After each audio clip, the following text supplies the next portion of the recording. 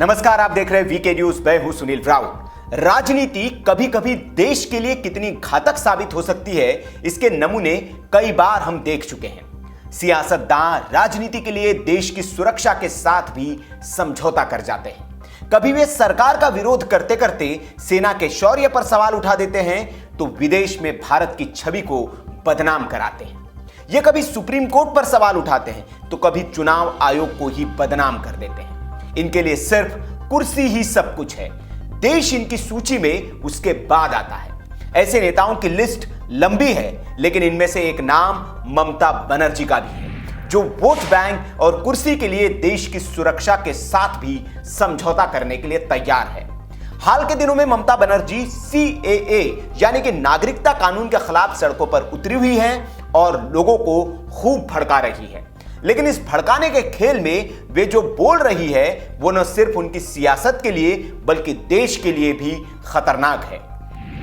पश्चिम बंगाल की मुख्यमंत्री ममता बनर्जी ने मंगलवार को एक सभा के दौरान कहा कि बांग्लादेश से आए वे सभी लोग जो चुनाव में मतदान कर रहे हैं, वे भारतीय नागरिक हैं और उन्हें नए सिरे से नागरिकता के लिए आवेदन करने की कोई जरूरत नहीं है। ममता बनर्जी ने कहा कि बांग्लादेश से आए लोग भारत के नागरिक हैं, उनके पास नागरिकता है। आपको नागरिकता के लिए फिर से आवेदन देने की जरूरत नहीं है। आप चुनाव में मतदान करके प्रधानमंत्री, मुख्यमंत्री चुन रहे हैं और अब वे कह रहे हैं कि आप नागरिक नहीं हैं, उनका विश्वास मत कीजिए। ममता बनर्जी ने इस रैली में जोर देकर कहा कि वो एक आदमी को भी बंगाल से बाहर निकलने नहीं देगी।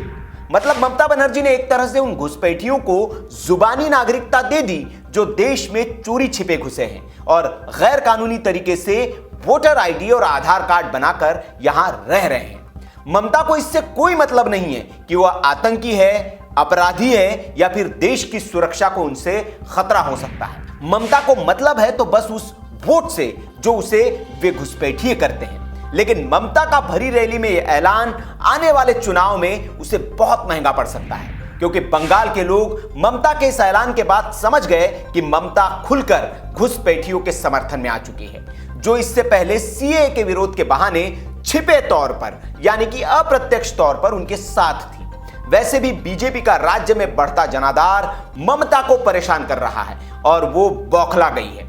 इसी बौखलाहट में वो ये बात बोल गई है, लेकिन उनका यह बयान चुनाव में उन पर उल्टा पड़ने वाला है।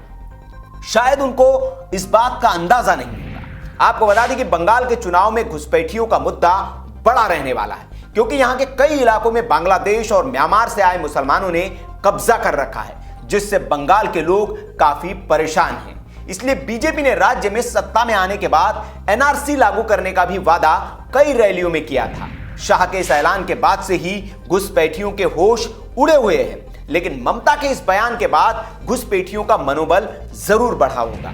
हो सकता है ममता का यह बयान सुनकर देश के बाकी हिस्सों में मौजूद घुसपैठिए भी बंगाल पहुंच जाएं, लेकिन घुसपैठियों को यह नहीं पता कि ममता बनर्जी उनका वोट लेने के लिए उनको सिर्फ बेवकूफ बना रही है, क्योंकि नागरिकता का कानून बनाने या किसी को नागरिकता देने का अधिकार राज्य के पास है ही नहीं। वो संविधान में केंद्र की सूची में है। इसलिए इस देश से घुसपैठियों को बाहर जाने से ये ममता भी नहीं बचा सकती, चाहे वो उन्हें वोट के लिए थोड़ा दिलासा जरूर दे दे।